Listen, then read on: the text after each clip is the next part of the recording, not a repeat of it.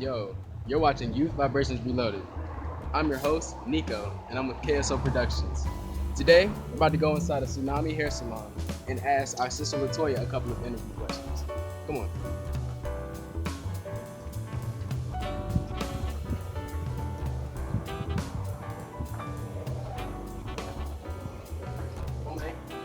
Yo, what's up, y'all? I'm Nicco. You're watching Youth Vibrations Reloaded. Today, I'm in the Tsunami hair salon with the owner, Miss Latoya. Hello, welcome to Tsunami Hair Studio. My name is Latoya Lyles Walker, and I am the lovely owner of this beautiful luxury salon located here in the award-winning Ward 7. Thank you. Well, Miss Latoya, my first question was, how long have you been in the hair business? Sure, so I've actually been in the hair industry for the past 15 years. I started out in 2008 as a cosmetology student, and I enjoyed it so very much that I actually finished the course in that should have taken 12 months. I actually was able to finish it in 9 months. And so that's where I began to develop my craft, having an understanding of why it is important to follow rules, understanding how you can actually hurt or harm, individuals, your guests that come into for your salon for services.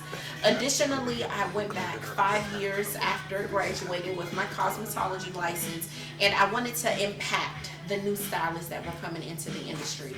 So I took up and studied to receive my instructor's license. And so since then, I have been able to impact the lives of others. And so through the doors of Tsunami Hair Studio being birthed here, where we have been in our brick and mortar, October 1st will be 9 years. And so with that, not only have we assisted and helped upcoming stylists, nail technicians, braiders, shampoo assistants, a little bit of everything, we've also been able to impact our community. So our work is just beginning. Why did you start this business, and where did you get the name from? Absolutely. Believe it or not, I get that question quite often. So the meaning of tsunami for me, it was a message that was preached by my bishop, Bishop Mark Crowley, Kingdom Life Incorporated. And so took the message in as the tsunami was something that was very devastating, and we send our prayers to all of those family members and the individuals that were affected by that. However, it was interpreted to me it was something that was brewing underwater. We never saw it coming, right? We naturally, scientists probably. And so when it came, it created devastation. So I said, how do you take something from a negative and incorporate that into a positive? And so my turning it into a positive was, you know what? One day I'm going to get a business. I'm going to name it Tsunami, and I'm going to do all of my groundwork. That means I'm going to get my education. I'm going to take classes. I'm going to build a team. I'm going to do everything necessary to become powerful, to be, as some would say, a force to be reckoned with. And so with that, I said, you know what? We're going to do our work. And in doing our work, we've done that work. And March 18th of last year, we were blessed and fortunate to be recipients of the Commercial Property Acquisition Fund. That was a legacy initiative by the mayor's office. And so with that, we were able to purchase our brick and mortar. So we were able to take it up a notch. We were able to do the things that we've been wanting to do.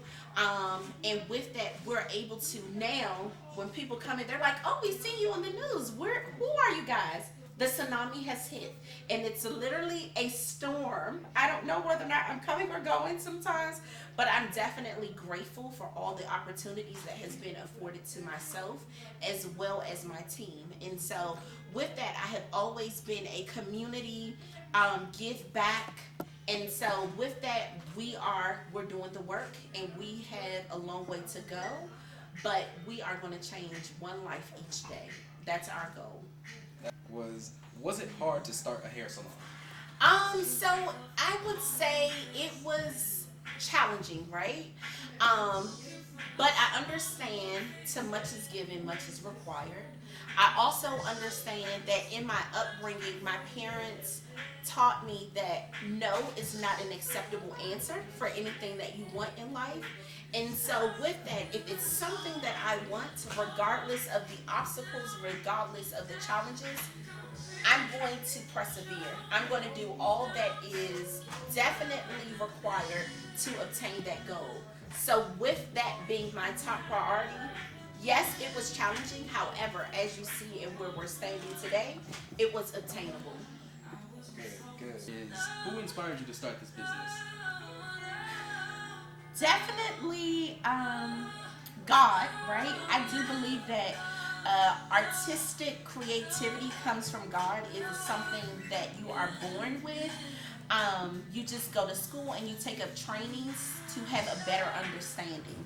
And so, definitely, I have always loved art. Art has always been a form of expression for me. Um, but I would say my parents. My mom recently, during the pandemic, she retired from the federal government. But my dad, he worked for a construction company, and then later, after 22 years with that company, he was laid off. And so, of course, you can look at that as devastation because we all are faced with challenges. But it's what do you do once you're faced with that challenge? How do you bounce back? And so, my dad started a cleaning business. He also started a vending business I have a brother. When my brother and I were children, when we were in high school, maybe even younger than that, he started a vending machine business. And so, understanding and seeing how my parents worked through those two businesses, in addition to my mom being a federal government employee, I understood and I've always seen what hard work looked like. I always had an understanding of goals. One important thing that my dad always instilled in my brother and I is that your name and your reputation is all that you have. So you have to be mindful not to tarnish those things. So I think it was something that was built in me. I started out in the summer youth program working for the United States Coast Guard, which then transitioned over to Homeland Security. I've also worked with Department of Agriculture. And I understood there was more to life than sitting in those cubicles being an artist. And so I was willing to take a chance on me because I understood being young. At that time, I wasn't married. And so it was like, what real responsibilities do I have for myself that I can't take this leap of faith to try something that I enjoy doing? And so I'm happy that I did that. So between my parents and between God, I know that this was something that I was supposed to do. That's amazing. The next question was, what is your favorite hairstyle? So I would sum that up in creativity, which could fall under so many categories, but fantasy hair as well as avant-garde hairstyles are my absolute favorite. During my first 5 years of the groundwork, I definitely spent time traveling throughout the states to compete in hair shows. And so today I have won 23 hair shows. And because I know that, a lot of our clients are professionals, and so with that, thankfully we've now evolved, and so clients are more open to wearing natural hair as well as vivid colors. Previously, it was just natural tones and basic hairstyles. So we have definitely come a long way with women accepting themselves and being able to wear what they want to wear, having that freedom and having that fun. But I absolutely love creating out of the unknown. If you give me 10 objects, I can create a hairpiece. That's amazing. That's really cool. What is one piece of advice that you would give to someone trying to start a hair salon? Absolutely. So I definitely would tell them, don't give up. Do not give up. If it is something that you ultimately want, you cannot give up. You cannot accept no as an answer. It is not going to be easy. You're going to face some challenges, but you can overcome those challenges. It's all up to you. For instance, I'll give you an example. I had a young lady that's preparing for state board. She went to take her state board exam, and she felt a little thrown off by the energy and the attitude of the facilitator. And so ultimately she ended up rescheduling. And I explained to her, I was happy, one, that yes, she did reschedule. However, things in life don't always go as we plan or we think that they should go. However, there's a learning lesson in everything. And so with that, it's a matter of doing an assessment to say, well, how could I have done something differently? How could I have said that differently? Did my body language portray something differently? And so with that, again, the story, I'm happy that she rescheduled, but you're going to have obstacles. You can't just walk away. You can't allow for other people's actions or lack thereof to dictate your future. If it's something you want, doors may get closed. I've experienced that. You may not get a helping hand, but you got to figure it out. As long as you have a book, you have a library, and you have God, and you have, these days we can talk on the phone and say, hey Siri, hey Google, to get the assistance you need. So you definitely have to stay grounded. Remember your why. That's amazing. For my next question, I wanted to ask you, what is the fastest way someone can grow their hair? The fastest way to have a healthy diet. Because oftentimes people definitely misinterpret hair growth, right? Your hair grows from the inside out. So whatever it is going on inside your body is going to show in your skin, is going to show through your hair. There have been times when I literally have done clients, and when you're familiar with clients, and you're also used to doing your job, there are times where things are alarming when you're doing clients' hair, and you notice those differences, and so you'll begin to ask them, have you had a change in your diet? Are you stressed out? Are you taking any medications? Do you have any underlying health concerns or issues? All of those play a factor into hair growth. The biggest thing when or if someone is facing those challenges is to ensure that you remain the integrity of the hair that they do currently have. With myself specializing in clients who suffer from forms of alopecia for whatever reason, because there can be a multitude of reasons, that we do our best to maintain what they have and making sure that we keep it healthy. And if there are ways to regrow it back, then we do those things. But always remembering to have a healthy diet, drinking your water, those are key elements. And so doing those things will help. Also having a conditioning regimen, protein, hydration, deep conditioning, keeping your ends trimmed regularly.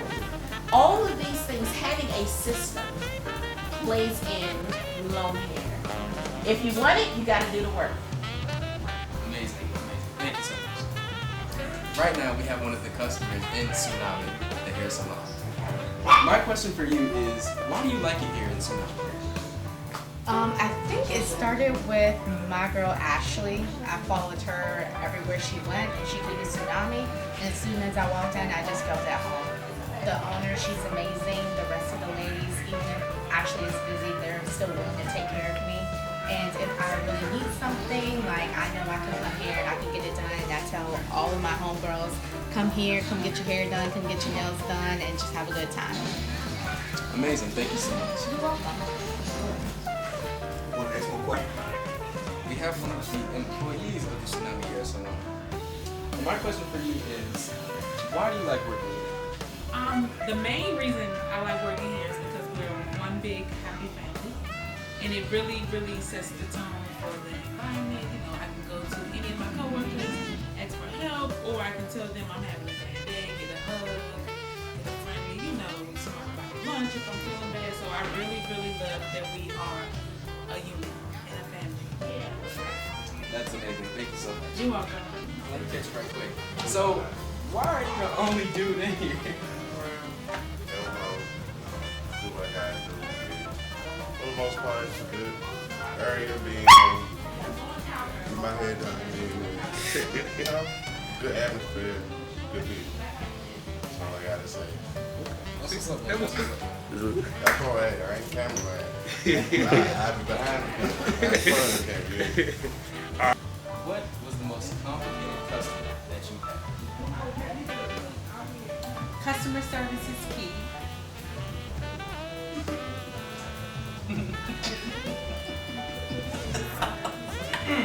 That's all I said. Well, thank you so much for your time. I really appreciate you.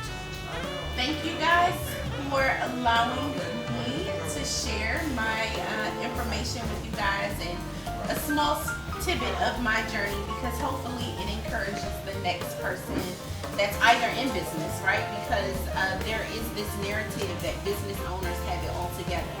No, it takes a lot of hours, sleepless nights, and dedication and tenacity and pivoting at all points throughout your career. So the book, the foundation is laid, but you always have to be prepared, and it comes with a sacrifice. So hopefully from this interview, I can encourage another business owner or inspire someone that has a dream to let them know that it can become a reality. Thank you so much for listening. Thank you.